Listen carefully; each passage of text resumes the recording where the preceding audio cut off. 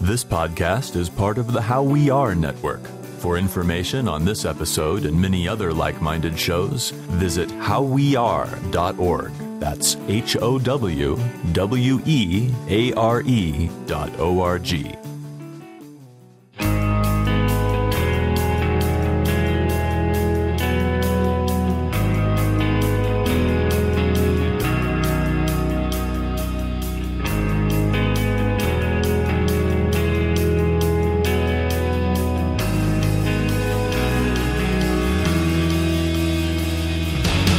Hello, everyone, and welcome to another episode of 100 Words or Less, the podcast. I'm your host, Ray Harkins. Here we are, episode number 72. Our guest this week is Mr. Jeff Eaton, the vocalist from Modern Life is War. I conducted this interview a while ago. I have a tendency to get really excited about scheduling guests, and then, I just keep shows hanging out for a while. And I apologize if that offends you, because sometimes I talk about it on Twitter, like, hey, we got this person on the podcast, and then you have to wait for like a month. But I don't think I'm really ready to do 2 shows a week, because that shit, I mean, that's crazy. That would be like 2 hours for each one of you to spend on this show. And I don't think it's there yet, man. Sorry, gotta be honest. But anyways, more on Jeff in a minute. Propertyofzach.com. Go visit the site. Find out more about your favorite band or your new favorite band. Find out about where they're touring. Find out about why you should buy their new record. There's all of these things you can do on the site and become a more well-rounded individual, and you will know and be in the know. So check it out.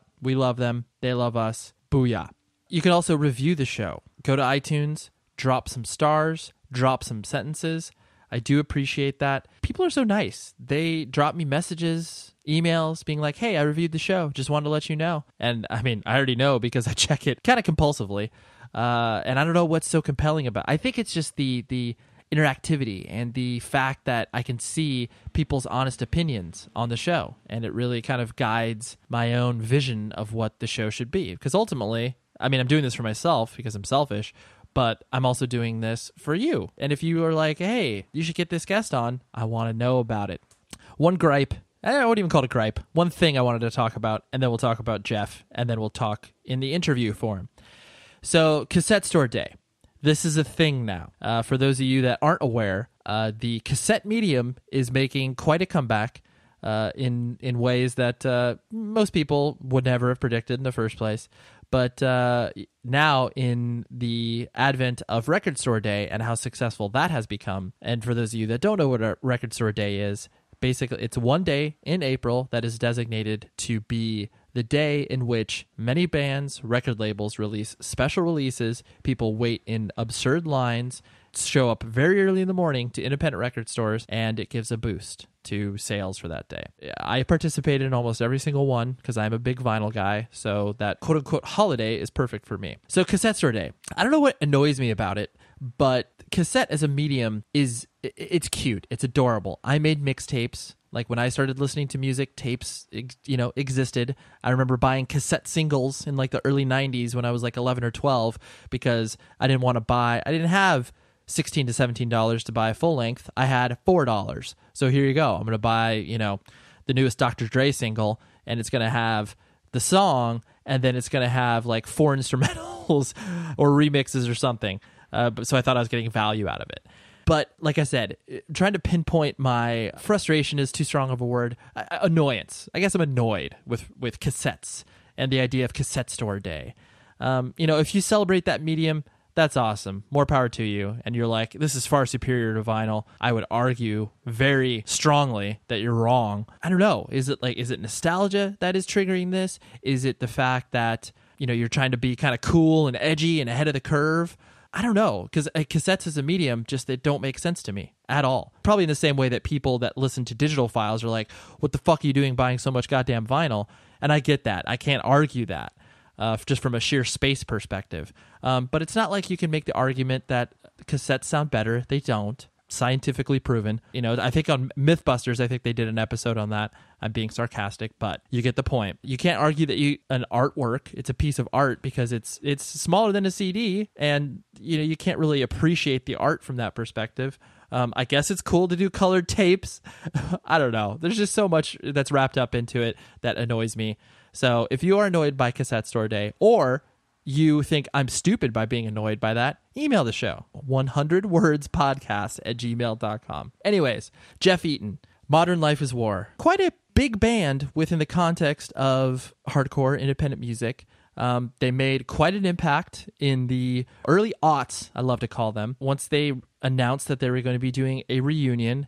And I don't even call it a reunion, but basically they were going to release another record and they were going to get back together to play some shows. The point of this interview was not, hey, why are you getting back together? Because that's like the typical question that Jeff got for, months leading up to the record being released, and months afterwards we're like, oh my gosh, talk about how rad it is to be back. I just wanted to talk because even though I had never met Jeff before, I knew his kind of trajectory. I knew that he had moved to Los Angeles when a lot of people didn't know that. And so it was just interesting for me to kind of trace his, lineage and kind of find out why, he did what he did, why he quit the band at the time that he did, and, kind of why it imploded. And I don't know, just the interesting history behind it, and the fact that, he lives in the Midwest, which I always find a very interesting thing as well. So without further ado, here is Jeff Eaton. Here's our conversation. Interesting stuff. Bye. Possible dreams, stuck in public school class since I was 15. Stuck in days, just before the summer, knowing that we're stuck here. And there's something happening somewhere, knowing we know we gotta get there. To what they say, death is more perfect than life. That's why we already died. What could have been, we don't wanna know. Experience with, what you guys have done musically. So I'm going to take you back to, I want to say 2007, 2008. I can't remember exactly, but I think it was the first year you guys played Sync with Cali. And so that may have been 2007. I have no idea. Do you remember? Oh, man, it seems a little earlier than that to me, but also my memory on those kind of things is pretty hazy sometimes. So that might be about right. Maybe a bit earlier than that. It might have been like '06 or something. Yeah, no, I think you may be right. Between the both of us, we'll put together a date that is completely wrong. Yeah. I just remember because I think it was actually right around the time you guys released My Love, My Way on Martyr. Mm-hmm. I don't know. It's so interesting to watch these things develop with bands that aren't from your particular area. When you guys came out, there was such a palpable excitement of like, okay, there's this band. They're from fucking Iowa, but they're great. It's going to be really interesting to watch them play. And I just remember excitement in the air for you guys playing. I don't know if you remember that particular show or that feeling of like going to places that you guys have never been before, but then there's already kind of a small reaction to what you guys were doing. Yeah, I definitely have a fond memory of that show, and remember it being a really great set. I remember kind of hanging out on the beach before and afterwards, and that being really nice. That was in Redondo, I think. It was beautiful out there. But no, I do remember a lot of excitement, not only within myself, but it did seem like the crowd had a good excitement about us at that time, and of course, that was always exciting being away from home like that and having a lot of people in a room that were really ready to see us. It was kind of interesting at that time because when we would play shows like that, people started to assume that we were, like a much bigger band than we actually were. Mm. Because for every, one of those shows we played, we probably played a dozen shows where there was, 3 or 4 people in the room who weren't quite that excited. So, right. That was definitely, I think, it's not a high point around that time, like definitely one of the high points. Yeah, I definitely always remember that experience because I played in bands for years too. And I just always remember like anytime you went to a place and there was, even if it was like 20 kids going off for what you were doing, you almost wanted to like go up to each and every one of them and be like, hey, how did you hear of us? Because that was like, that was the dawn of that time in the mid 2000s. The internet obviously started to take hold, but it wasn't as developed, obviously, social networking wise as it is now. So it was always like, how did you find out about us? Like, please tell me. Yeah, it was a little more mysterious, I think. Yeah, how did people find your band? And I think there was a little more actual word of mouth going around at that time where, people really were like playing like a record for each other at their house or something like that rather than just kind of like sharing a link or something. Yeah. Another great place to find out about yourself, Marshalltown. And was that your birthplace? And tell me about your, your family structure kind of growing up, like brothers and sisters and stuff like that. Yeah, I was born and raised in Marshalltown. So I was there from the time, I was born there, and then I was there until I graduated high school. So, first 18 years of my life. I have an awesome family. And I just have one sibling, which is my sister Jennifer. She's 2 years older than I am. So Okay. just me and her. My parents, they're great. They're still married to this day. I always considered us like a total like middle class family, but I think that was probably a little more like middle class for where we were at. I think especially when I was young, we were probably truly like a working class family in every sense of the word.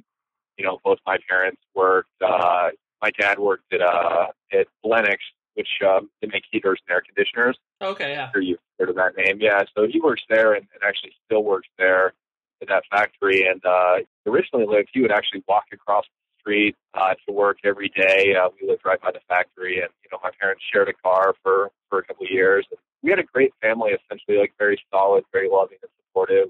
And it was generally a very good upbringing. I was kind of like, don't want people to think that I had like a terrible life growing up. I really didn't. Yeah. It's not really like what a lot of the lyrics are about, or that's kind of like my more personal thing. A little bit as I got a little bit older, for sure, than like that I had a really bad childhood or something like that. The common concept of people creating art, especially when you're talking about like outsider art, such as obviously what we do with an independent music, and then films and all that type of stuff, and there has to be some root in misery where it's like, oh, I had the worst childhood or whatever, like, all these terrible stories that you have to have these things in order to create art, which isn't necessarily the case a lot of the times. Yeah, it's not true at all. Yeah. And so I always find it interesting when a person such as yourself, obviously, you're raised with a very, like you said, a working class perspective where it's like, okay, they're going to the factory and, that isn't a common experience, especially, I mean, it's a dying breed that our parents, that generation is kind of the last generation that will really truly know that experience firsthand, like you were able to witness that. I find that so interesting. And like, your worldview is broadened. Like, do you look at that and are like, man, that's great, I got to see that? Yeah, it is. I mean, it was a very simple way of growing up, I think. I definitely learned like a certain work ethic that I've applied to pretty much everything I've done in my life. It was pretty simple, We didn't have like a ton of money, yet like I was never hungry. And I just remember being really active, like playing outside a lot, like even video games like Nintendo didn't really come into the picture until like, I mean, it was definitely during my childhood, but like,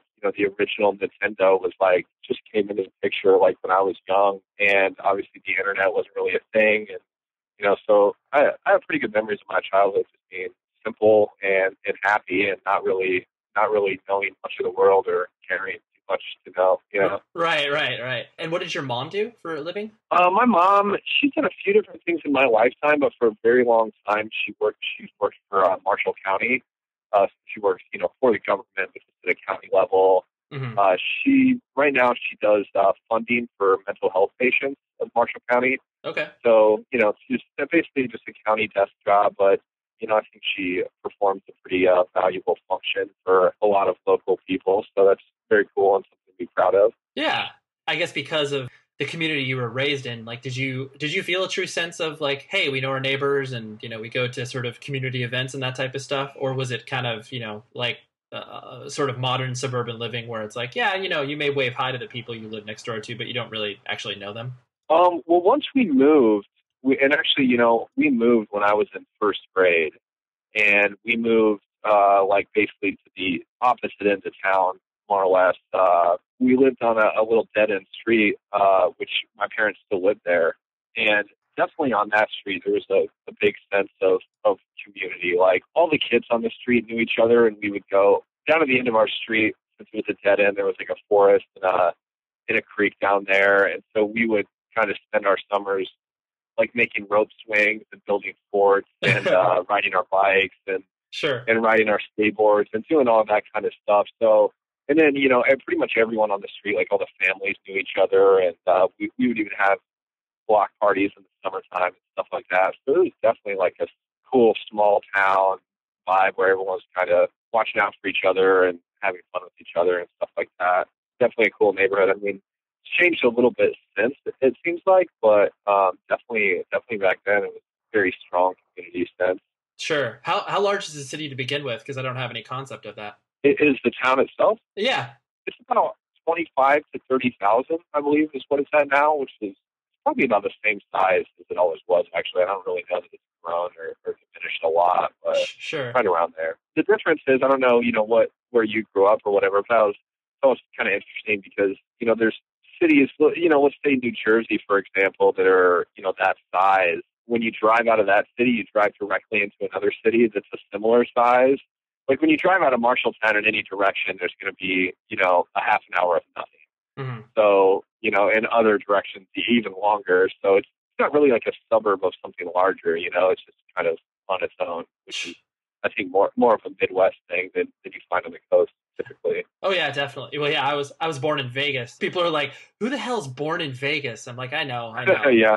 Like people go there to gamble, and that's kind of it. But yeah, so yeah, no, I can see what you're saying, and that's so. Essentially, it was his own little, its own town that it survived on its own, and it wasn't a suburb of something else, like you said. As you started to grow up, and your formative years were in Marshalltown as well.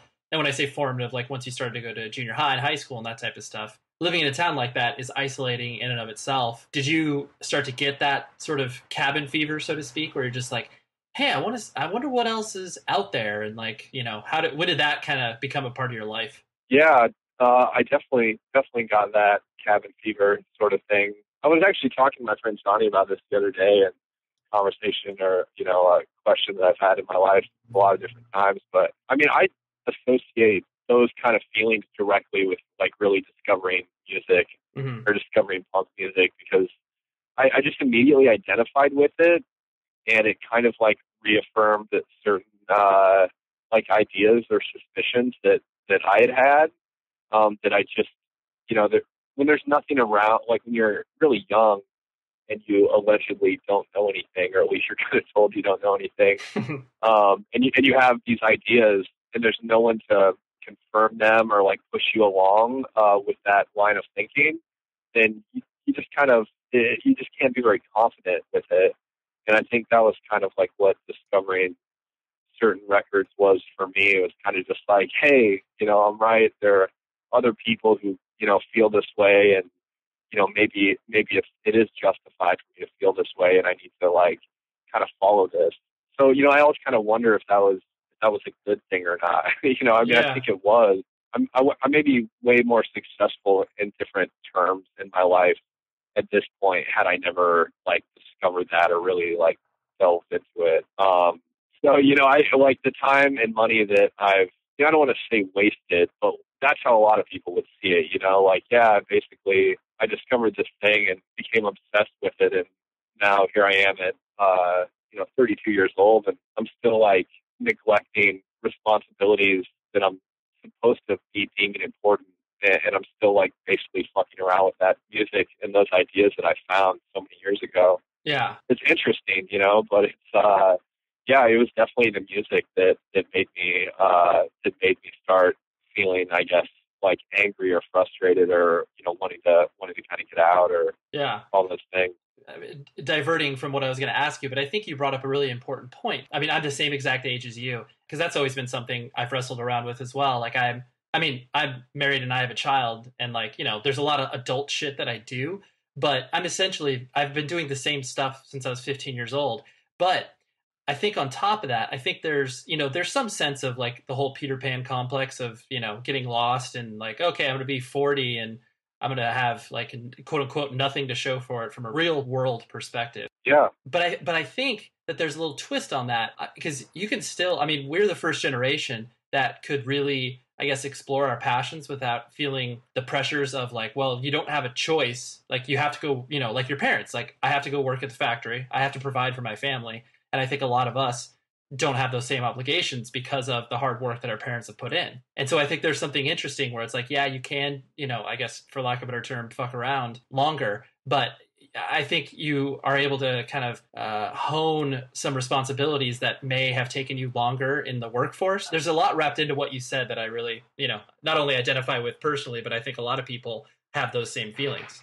Yeah, I wrote about that type of subject a lot on the new record, I think. Really itching to, have people hear the lyrics or read the lyrics, kind of respond to that. And I don't know that it seems that a lot of times when we put out a record like the lyrics that I really want people to respond to or notice, they don't. And then the ones that I feel are just a little more like, not throwaway, but, the ones that aren't as important to me are the ones that people like really like grab a hold of and like, whatever, like make kind of a central theme. But like we have a song on the new record called Health, Wealth, and Peace. The first line is just in the pursuit of health, wealth, and peace. I kind of feel like a lot of times with hardcore or with punk rock, you kind of get this almost like this anti-money sentiment or something where it's like, if you are successful on too high of a level, like that's bad, or if you make money, that's bad, or if you, whatever it is, if it's not nihilistic and hateful, then it's not a good thing. And it's the idea of punk rock guilt. That's it. That's totally what it is. Yeah, right. Yeah, and it's total bullshit, because I feel like collectively, like there is that kind of vibe where like we're supposed to like completely disregard that, but everyone in their personal life is working towards those things, health, wealth, and peace. Everyone's trying to get there, whether they admit it or not, or what age they realize that that's really like what they're after. I really think that that's, what people are after. And then, I kind of expand on that by saying, what is wealth? And then there's a song much later in the record, it's called Currency. And that's kind of like the song's basically kind of like asking the question, what is wealth? And, wealth is time and spending that time with like people you love. And that's, I guess, really, maybe a oversimplified way to look at it. But really, if you have time and you know how to spend that time wisely and you're surrounding yourself with good people, I don't think you'd ever regret that, essentially, whereas amassing a fortune and doing whatever you had to do to amass that fortune, I think anyone can easily imagine how you would have horrible regrets about that. Let's say on your deathbed, you could really look back and say, okay, well, I amassed all this and now I can't take any of it with me. The one thing that I really had was time and those people that I loved, and I didn't spend that time, and now there's nothing that can give me that back. Yeah. And so I've definitely been thinking about those things a lot, as especially as I was like restarting the band past the age of 30. It was a pretty scary thing, and I think that to some extent, my parents were kind of like, "What in the fuck are you doing?" Like, yeah. like we've already been through this once, and like not that it wasn't great, and not that they're not proud of me, but like, God, it's like you're a glutton for punishment, like you don't know when to quit, just kind of move on. But right, haven't you learned from your mistakes, Jeff? Yeah, no. Well, and I think I was really trying to, and I was trying to learn from those mistakes and trying to find a different way to live. Yeah. That essentially wasn't so difficult, because making your own living, like independently, playing in a band or doing a lot of the things that I do, I love it, but it makes life fucking difficult, and that gets tiring. I think that, again, and I'm not really just trying to plug the new record at all, No. it's really relevant to the conversation. There are definitely songs about kind of committing to that, just saying, okay, I know this is going to be difficult. I know that this isn't the way a lot of people are going to do it, but like I am committing to this, and I am going to do it this way. And, that goes beyond just the band, like doing the band, it just kind of applies to my whole life and the way I want to live it, the way I want to do things. Yeah, no, I totally think that's completely relevant. So, kind of to go back to what I was originally talking about in regards to, as you started to discover music and your worldview started to change, was that in high school when it started to become a part of your life? Yeah, pretty much right between middle school and high school. Kind of terrible at like pinpointing those kind of things. But yeah. I would say kind of like summer after 8th grade is when that was really starting to hit for me, right before I was going into high school. Uh-huh. That's an extremely awkward and confusing time anyways, and then kind of throwing that into the mix made it even better and even worse, I think. And I'm sure because of the, just the sheer numbers that you had to pull from in regards to kids that were going to your high school, I'm sure it was isolating from the fact that, punk and hardcore probably wasn't a staple in all of your classmates' listening rotation. So I'm sure there's that as well. That actually wasn't a bad part of it, because like first person in the band that I really started hanging with was Chris, who plays bass. Me and him connected through music, and we had known each other before that, but didn't really connect. And we connected through music, and he was playing in a band with John, and so I started like going to those guys' practices, hanging out, and skating with them and stuff like that. I was really kind of in the process of falling out from my old group of friends who were, I don't know, I mean, a great bunch of guys, more or less, but they were kind of, you know, more into like, I guess more just had like the jock mentality. And, you know, we're starting to like fuck around with like drinking and drugs and stuff like that, which, you know, at the time I wasn't ready for that. And I didn't really identify with the way they were going or kind of the way their thinking was at the time. So I was really looking for something, you know, and I kind of discovered the music. And then very soon after I discovered the music, I found a bunch of other people who were kind of, you know, feeling the same way as me. And a lot of those guys are in the band, you know, like still to this day. Mm-hmm. So that's a really cool thing, you know. Yeah, no, that's awesome. As you started to kind of dive into this, how did it sit with your parents and family? You guys, I presume, didn't really have a legitimate venue. You were just doing shows at like VFW halls and stuff like that. And, you know, you kind of had to create your own scene in a way, I'm sure. Oh, yeah, we totally did. I mean, there wasn't even an older punk band, you know. There wasn't even anyone to kind of say, okay, yeah, well, this is the way to do this shit. You know, I mean, we're literally making it up as we went. Of course, we're kind of pulling some information from other places, but only as much as we could or we could understand. I'm like, without really having internet access or anything like that. So, like, we really literally created our own scene, did absolutely everything top to bottom, you know, which I didn't even think about that much at the time. Like, it wasn't really like, hey man, we're really DIY and we're doing this cool underground shit. It was just like, hey, so this band, like, this band really needs to play a show, so we have to figure this out, you know. And then, like, all right, we need to advertise it. So who's going to go make a flyer? And, you know, kind of like this Xerox aesthetic, what we had to work with, you know, once again. So it's just kind of funny looking back, you know, where it's like now some DIY stuff that I see is very reactionary and very like, you know, hey, fuck you, we're DIY and you're not, or like, hey, we, you know, yeah, like our flyers are like Xerox and like, you know, like we're, I don't know, whatever. You kind of a snotty attitude with people who do stuff like that. And, you know, we were doing that in, you know, 1993 or whatever the year was. And not that we're like fucking old school or anything. Like, I'm totally not a person who feels like that or talks like that. But, you know, we were doing that shit like not long ago. Here's basically years ago. And it was just out of necessity. Like, okay, this show. And so, you know, we got to round up a PA of some sort. Like, we have to do all the shit that we need to do for this show, make the flyer, and go out and put the flyers up and try to get people to go and take the money, put up the money at the end of the night, and then, you know, make sure that we have however much set aside so we can, you know, bankroll our next show with all the expenses that are going to go into that.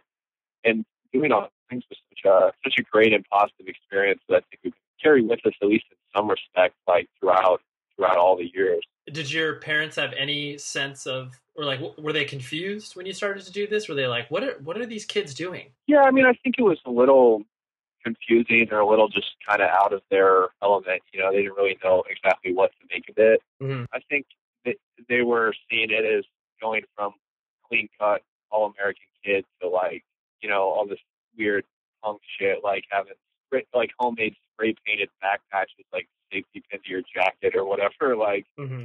and I can see how if you aren't really acquainted with that kind of a thing, you might just take it as like a big warning sign that everything's about to go terribly wrong, you know. But in my case, I think I actually was removing myself from a bad situation where, you know, my older friends were kind of like getting into, you know, having sex way too young or like doing different drugs and stuff like that to a group of people. You know, I mean, they were, I'm not going to say that they were like out, but like they were like on their way to becoming burnouts almost. Yeah. And to where I just found a group of people who were, you know, just excited about music and weren't really like into drinking or doing drugs or any of those kind of things yet. Like, we were all like fairly innocent, more like excited about things. And those were the kind of people I wanted to be around. Like, not people who were trying to be cool, but people who were just excited about things and had a ton of energy to put towards those things they were excited about. Really felt at home once I kind of got in that environment. And so then, please tell me that Modern Life is War was not your first band. You had to have played in a terrible band before that, right? Maybe? Oh, yeah. I sang in this band in high school. Tyler plays drums, played in it with me. It's called Fight Against Time. Okay. We were, I don't remember exactly how bad we were, and I don't have a recording to reference that. Right. But I'm pretty sure we were just terrible. Were you trying to be sort of pop punky in a way? Because it sounds like a pop punk band name. We were just like general like punk with maybe like a little bit of a hardcore leaning. Like, Okay. I think like I just can't sing, you know? I can't even, yeah. You know what I mean? Like, so I've always probably just like notched up the aggressiveness of whatever I've done, almost as a pragmatic thing, because if I notch it down, it might not sound very good. But right. Sure. So I don't know. Tyler played drums, and he's always been a really good drummer. Once you find a good drummer, you want to do everything you possibly can to hold on to that person, because it's like, oh, I get along with you. I get along with you, and you're extremely talented at drums. Let's do this. Yeah, I mean, I would say Tyler is as difficult as any other drummer. You know how they're all like weird and difficult. Of course. I would say that he is completely in that category. Although we have always got along really well, and I have chosen to play in bands 3 times now. So yeah, and then we played in another band together when I was in college. Actually, when I moved from Marshalltown, like pretty much the first person that I met, this guy named Sean Reed. He actually runs a really cool record label that he's still doing right now. It's called Night People Records. Okay. And he also plays in a band called Wet Hair. Both his label and his band do very, very well. It's in a completely kind of different part of the music scene than what my band operates within. But so anyways, that's kind of beside the point. But Sean does a lot of cool stuff. But we met when I went to school in Cedar Falls at UNI, and we just kind of bonded immediately over music. And he was into a lot of things that I hadn't heard yet at the time. Like I guess towards the end of high school, I had started to listen to some hardcore, but wasn't really associating it with like being a whole different scene at all. Like I was listening to Minor Threat, but also newer bands like Ensign and Good Riddance, and even old Rev stuff like You Today and GB. Sure. But I did expose to the hardcore scene in high school, but that was like I graduated high school in '99. So when I met a bunch of kind of quote hardcore kids, they were from this other town in Iowa. They were like very like Victory Records, Earth Crisis, Snapcase, even like Chokehold or like of course, stuff like that. He was like, oh, this is hardcore. Like I fucking hate it. Like this is terrible. Just because I didn't really like I've never been like a metal guy, so I didn't really like the sound. First of all, it seemed like a more of a tough and militant mentality than what I was accustomed to. So that was kind of strange. But anyways, so I came to appreciate some of that stuff and, really hated other parts of it. So anyways, but when I met Sean, I kind of like exposed him to the kind of hardcore that I was into. And he exposed me to just, I guess, weirder stuff. Like he was listening to Fugazi, which I hadn't really like sank my teeth into yet. Jawbreaker, it's become one of my favorite bands ever. And I'm trying to think of other stuff he was listening to. He was even listening to stuff like, I guess, like Cap and Jazz. Oh, like sure. Really like indie stuff, but like really really cool indie stuff that I hadn't been exposed to yet. We started a band together called My Pet Robot, and funny band name and like a weird band. I love it though, because I can like anytime you hear a band name, you immediately get a certain sound in your head. All those bands that you were just naming definitely have like there could be a sonic similarity between what you were trying to do and that stuff that you were introduced to. Yeah, for sure. Once again, I don't think that band was good. Yeah, and there are people who are friends of mine, locally and stuff, will still swear by how good it was. Like, no, it was not. Yeah, I think maybe it had its moments here and there, or like it was touching on ideas that were maybe really good ideas, and I think I went on to pursue some of those ideas with things that I did, and I think Sean went on to really pursue some of the other ideas, and it was kind of a cool thing to meet someone and bring very separate influences together and make a band and do Sure. what you can with it. And, you know, we didn't do a lot, but, you know, we played a little bit of traveling for shows just around Iowa. And we had a good time. It was cool. It gave you your first taste. And so Yeah. once you guys started to hit the road and you started to tour, and you started to exist beyond obviously just your kind of local scene, I mean, the scene that helped build and create, because I think you guys were right around the time where it's like, you know, prior to that, like, you know, in late 90s, early 2000s, it was very difficult. Like the word hype wasn't used as frequently as it is now, where it's like, you know, oh, they're a hype band or whatever. And I definitely think that you guys, that label got thrown on you guys pretty quickly, and not in a disparaging way, but just in a way that was like, oh my gosh, these guys literally came out of nowhere. And then all of a sudden, like a lot of people know who are identifying with it, you know, reacting at shows and that type of stuff. But to me, it always struck me that the path that you guys took was like, you were always trying to, not actively, but try to kind of live beyond that, where it's just like, okay, we're not going to be this band that's going to put out one full length and then be done. Like we want to shed this sort of this hype notion. Was that something that you guys started to become aware of as the band obviously grew? Yeah, I think, you know, I kind of touched on it earlier, but if anything, you know, that whole thing is just really frustrating for me. What is hype? Well, people being excited about your band or talking about it and wanting to go to your shows, or going to your show and then talking about it. I mean, those are things that anyone who plays in a band, that you really want that to happen. Right. So, and then when it happens, I guess, too much, it becomes hype, and then it becomes this negative thing. So for me, it was kind of like, sort of like, what the fuck are you talking about? You know, I mean, if people are coming out and they're excited or going nuts when we play or whatever it is, I want that. You know, I think that's great, and I'm totally the excited person. You know, like when I see, even to this day, like when I see a band that I've been waiting a long time to see, like I'm overexcited guy. You know, I'm the guy who's bothering people about going with me to see the band and talking about how great it was or whatever. And I think that's great. The other thing about that was like, oh yeah, they're so hyped up, like everyone on this band's balls or whatever people say.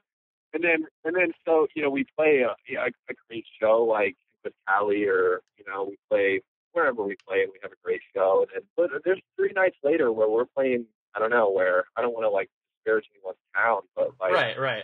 I don't know, like we played Baltimore on a very early tour, and there was only one paid person at the show. You know, like, I mean, that's, you know, that's Baltimore, you know, and that's fine. Like, that's like pretty much a good memory. It's something that we can always like talk about and joke about, like how funny it is and stuff. Right.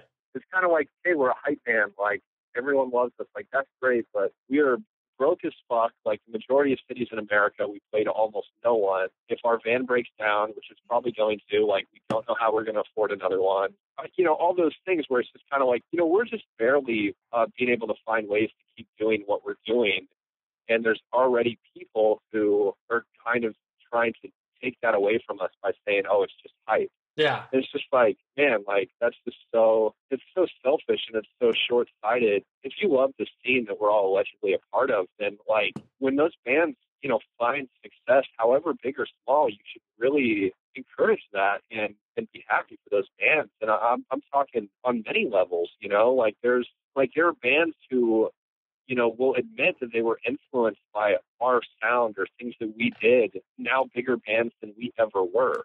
I think that's cool. Like, I think that's awesome. And I'm happy for those bands that we influenced them in some way and that they're doing really, really well for themselves now. Like, I think it's awesome when a band can safely go on tour or, you know, draw 100 people in like a very odd place in the United States, which isn't an easy thing to do at all. So I don't know, like, it didn't really ever affect us. So we had to do something or say something about it, but it's kind of like, man, like, are some of these people so stupid that they think we're like making a lot of money, or that like that we haven't put in the work to like deserve this or something? You know, it's kind of like, it's humorous more than anything else, because all you do is look back and like you can laugh at that. You're like, oh, that's a cute sentiment, but it's not rooted in reality. No, it's really not at all. I mean, it's to be on such a high level as a band to have making a comfortable living be like even a possibility. And that's not even necessarily that's what like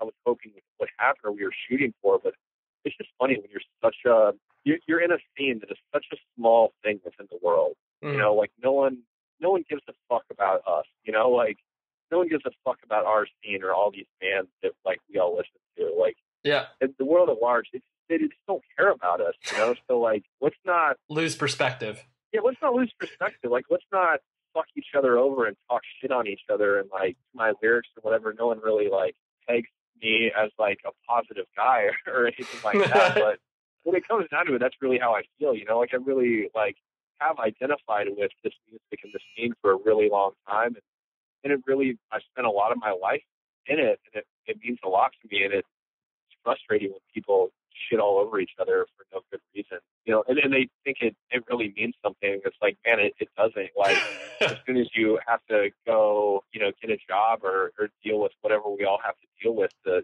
make it in real life, like, we realize that this all should have been, like, fun and something that we did to fulfill our creative sides and our, you know, to go out and have fun and relieve stress and to have friends who, like, you know, watch our back and like, are down for us, you know, and that's the way I feel about it. Some of that is perspective, you know, now that I've kind of had time to like look back on all this stuff. Like I think a more clear perspective on it that I didn't always have. Right. But at least I have it now, you know? Yeah, no, for sure. And then after Modern Life obviously was winding down and you guys were, you know, disbanding, you moved to LA and you lived in LA for a little bit, right? Yeah, I did. Was that just a reaction out of like, this chapter of my life is now closed and I want to experience something new in a way? Like what was your focus as far as moving out to LA? Yeah, I don't know, man. I mean, I think that's pretty much it, what you said, Mm-hmm. right on, more or less. I didn't know what the hell I was going to do. You know, it's just kind of like, all right, like, here goes. What do I do now? And just, I guess I was hoping to find, at least especially in Iowa, you know, it's hard to find work that isn't, like, there's certain types of things you can do for a living. And then when it comes to other things, there's limitations. And essentially, I just wanted to, like, be able to find out how to make some money doing something that I didn't absolutely loathe and despise, you know? And right. I guess I was kind of, you know, almost a thing of bullshit, like, land of opportunity kind of thing, you know, like, oh, you know, I'll go west and fucking, you know, find a pot of gold or something. And not that I was that naive about it, but just kind of like, all right, well, I know what's around here. I feel like I just need to get away right now a little bit. I don't really know which direction I'm trying to head in life, and I'm just going to do something just to do it. And I just need to get away for a little bit and go somewhere I don't really know people, and just kind of clear my head, and maybe along the way, or, you know, when I get there or whatever, like, I'll figure some things out. And it's also safe to say that, you know, Iowa isn't the cultural hotbed in regards to, like, if you've been working in a creative field, which essentially that's what you were doing when the band existed, you know, it's not like Right. it's not like you could, I mean, you know, LA and New York are the places that you go in order to try to figure out how to do something creatively. And so that totally makes sense. Yeah. So, you know, I had a lot of different experiences out there, and definitely, like, some really good and some really bad. And you know, I was only out there for, you know, 2 years basically. I look back on it as a really good time. Like, I have fond memories of it. You know, came that point where I was ready to essentially go back home. You know, I was like, all right, I've done what I've done out here. yeah. So it's like, this has been what it's been, and I'm ready to go back home. And I guess by the time I headed back, one thing that I really wanted to do in mind that I knew I could do at home, it was going to be hard for me to pull off out there. But everything else in life was still a big question mark, and was totally unknown. And in a lot of ways, I was probably kind of at a low point when I was leaving there and heading back home. So just because you hadn't, I guess, quote unquote, found what you were really looking for out here, I'm sure there was like an element of, okay, well, maybe I can return back home and be in a, you know, area of comfort that could kind of pull me out of, you know, whatever depression that you were feeling at the time. At a certain point, like, after I got back home, like, a lot of reality set in that maybe I wasn't exactly dealing with at the time. Mm-hmm. I think I spent some time just sort of avoiding life, Sure. or avoiding dealing with the things that I needed to deal with. I don't know. I almost think it was inevitable. Like, some of it really wasn't by choice. It was almost just like I was in a transitional period in my life, and there was nothing that anyone was going to be able to do to, you make that time easier, make it go faster. Like it was just something like I was going to deal with. And I think it was good that I did, but I didn't have a career. I didn't have any money. I didn't have any love in my life, and I didn't have any direction as far as the future. So it was like, all right, well, so like, yeah, there's nothing rooting me down here. So this. Oh yeah, no, it was just, and like, it's funny because I met so many like good people, and like I had so many fun experiences, and I was on my skateboard about every day for over an entire calendar year, which is something I've never done before because the weather's never permitted it in my life,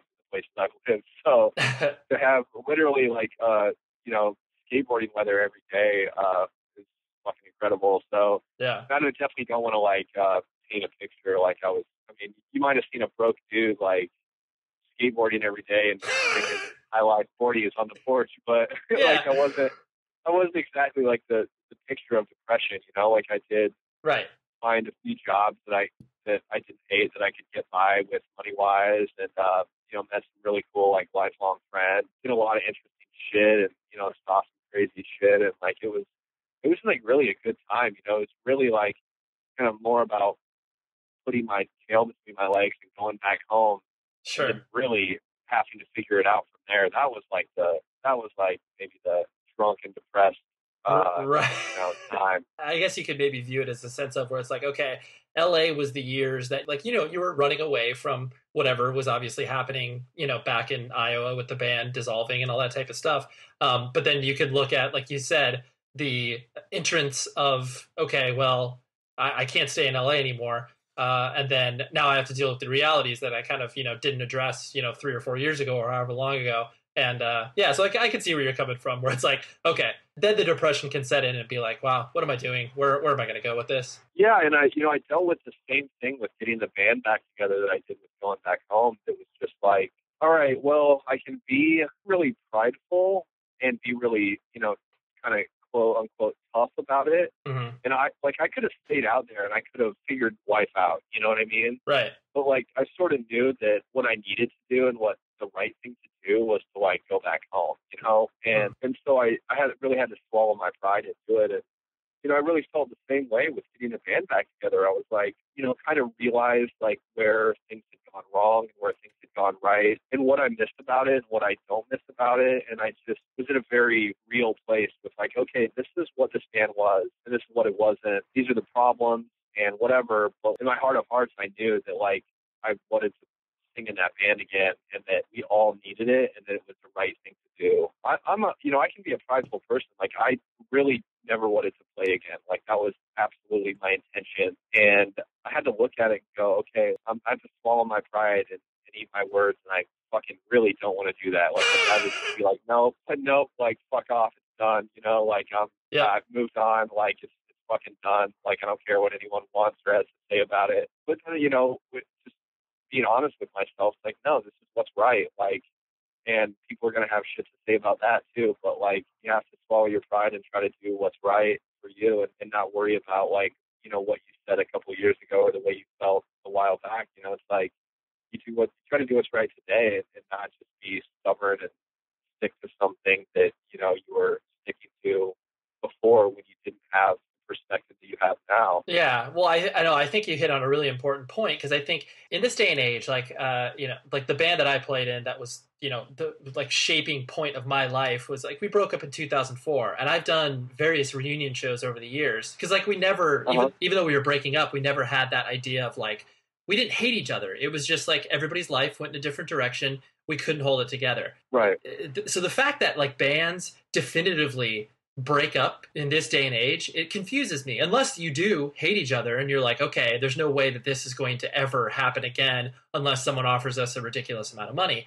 But like where you guys, like I do believe that you were, when you guys disbanded, it was in that era of like, yo, you need to break up. Like that shit needs to happen. Otherwise it's like, what are you going to do? Like, you can't say you're going on hiatus. Like there's all these dumb labels. So it's like, I think how you guys kind of, collectively sort of came back together, where it's like, okay, we're going to be active again, was a very, it did it in a way that it didn't feel wrong, if that makes sense, and I know that was obviously deliberate from your guys' perspective, because I just, the idea when people don't hate each other, they just can't get it together for that period of time, you don't need to put this like, all right, RIP, stamp, this is signed, sealed, delivered. We're never getting back together. And I think that's like where you guys came, where you kind of came full circle. Well, it's like, oh, okay, we still like each other. We just couldn't get our shit back together back then. Yeah, I mean, things had started to fall apart and digress, within the band. It's kind of interesting because, I totally agree with you. Like the hiatus thing is like totally correct. Even if it were to,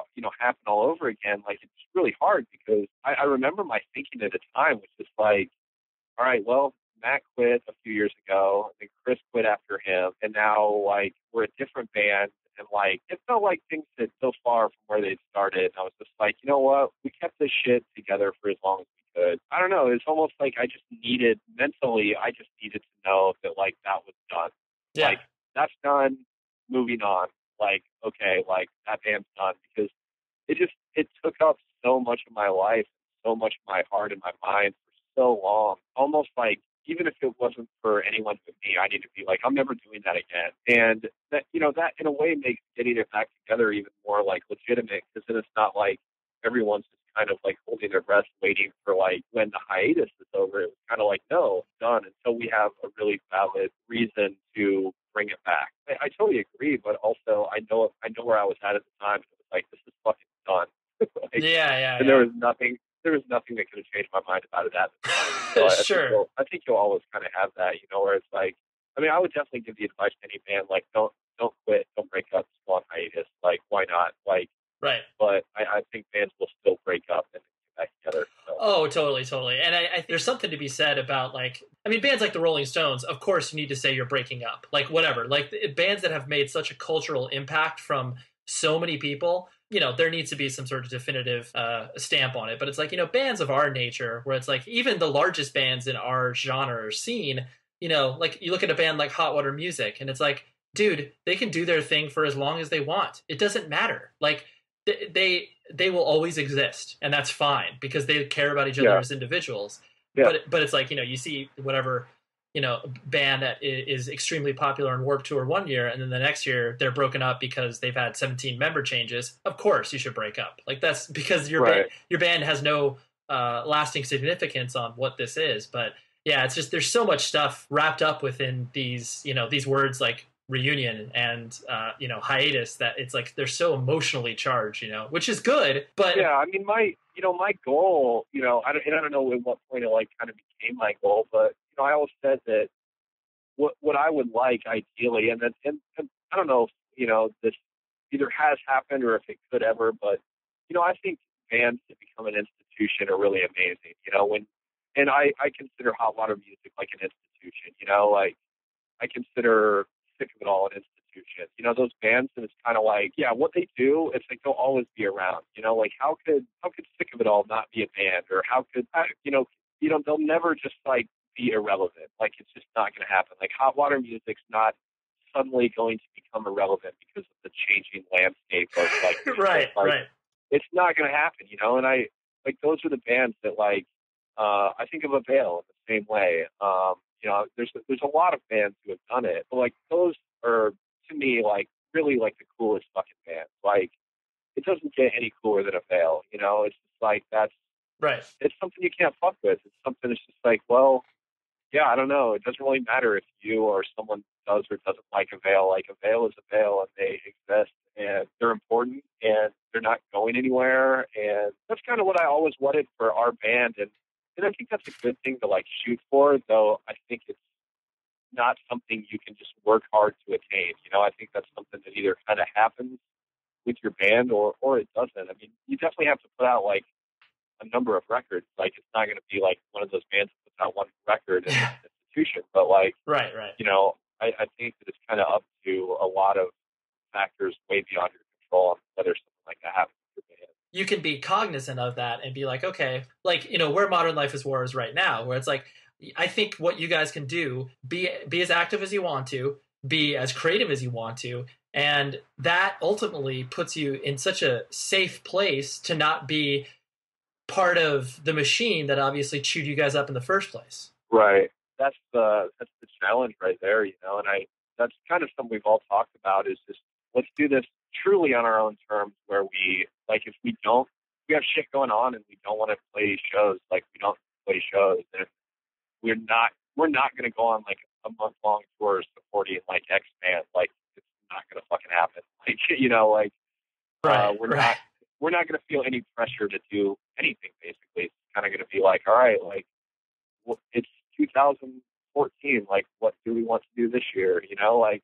oh, do we want to record? Do we want to record a song, or do we want to record 10 songs, or you know, not any? And do we want to play, or do we want to travel somewhere to play, or do we just want to stick close to home? You know, I think it's going to be, you know, I think we'll be fairly active. There are a lot of people who do want to see us, which, you know, we appreciate. And, you know, I miss things like that about it. Like, I want to go to Atlanta and play. Like, I had fun there. Like, that's exciting. You know, like, that's shit we want to do. Like, we're going to try to do kind of as much as we can without, like, you know, becoming part of that machine that is like, all right, you need another tour. Okay, like, all right, you need to get back to Europe on your new record. Like, you know, all this shit is kind of like, well, we're just going to do whatever. You know, like, we're going to keep this band together. And the most important thing for me is to write and record records and to play some shows. And that's basically what I want to do. Like, I don't care how many shows we play or how long it takes us to, like, write another record. I just want to write songs and make sure that when we write songs, we put them on records, and then that we play some shows. And pretty much the bottom line, as far as the bottom line goes for me at this point, I think it's good. And we all, the sad part is we always had that control, and I just lost track of that mentality that I just never should have. I started feeling lots of pressure coming from lots of places. You know, that pressure is as real as you allow it to be. Yeah. Oh, and it's ultimately how you react to that pressure obviously tells a person's age and what their own experience is. And it's like, you know, having to make these really difficult, you know, business-like decisions in your late teens, early 20s, people aren't at their most prudent time or clear mental headspace to be like, okay, I'm making these lasting decisions that will affect me for the next. Yeah. So it's like, it's totally understandable how you had to pull the plug and sort of draw that line in the sand. But yeah, regardless, I'm very glad how you guys kind of introduced that to the world again and how you're kind of handling it. Cause it's, like I said, it seems genuine, and that's ultimately the most positive thing that I think that anybody can kind of take away from something like that, you know? Kind of like my requirement of getting this thing back together was that, like, you know, we have to write a record, and it has to make this whole thing worthwhile. And if it kind of doesn't, then I'm probably just going to kind of walk away from it. You know, we didn't announce anything or tell anyone really until we had pretty much completed writing the record that we knew was going to make this all worth it, you know? Right. And that was a big thing for me, you know, like as much as maybe even part of me wanted to come back and do like a reunion show, like I was really not going to do that. I was justifying it to myself, but then also justifying it to, like, you know, people who like love our band. You know, it's kind of like, oh, you guys are back. Like, we've been gone for a long time, so you better have something to show for it. And I think that's okay. Like, I think that's a good, like, mentality for people to have. Like, you know, it's like, well, where the fuck have you guys been? You know, like, now you're coming back. You better want something from me besides, or like, if I'm going to come and like buy a ticket or like buy a t-shirt or like travel to see you or whatever, like, you better have something for me too. Yeah. And I feel like that, you know, I feel like we should come back with like sort of an offering, and that's kind of like what Fever Hunting is. I really feel like after, you know, we've been done recording it for a while and I've been able to like listen to it and stuff, and like, I really feel like people are going to feel good about it. You know, like,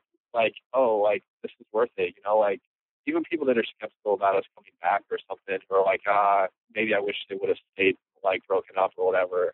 I think they're going to listen to this record and be like, oh shit, never mind. You know, like, I don't know if it'll be like their favorite record that we've done. Like, that's obviously super individual for people and depends on a time and a place and all those kind of things. But I mean, it's, you know, we really, really put our hearts and souls into this record, and it means a lot to us. And I think that you can really hear that in the record, and I think people are going to feel that, you know, that like, okay, these dudes are back with like a purpose. They're back. There's a reason that this is going on. You know, it's not bullshit.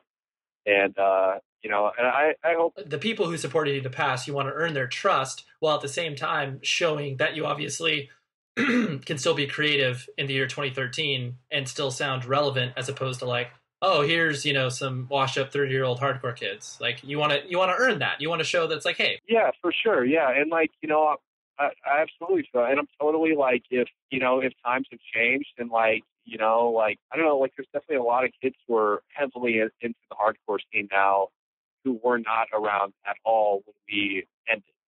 And that's kind of mind blowing because it doesn't seem like that long ago, but that's a reality. It's just like, I just have to accept it. If those kids aren't feeling what we do, then that's okay. And that if there's people who like used to be, down for us and now like for whatever reason aren't, like that's okay too, and that's just kind of up to those people to decide.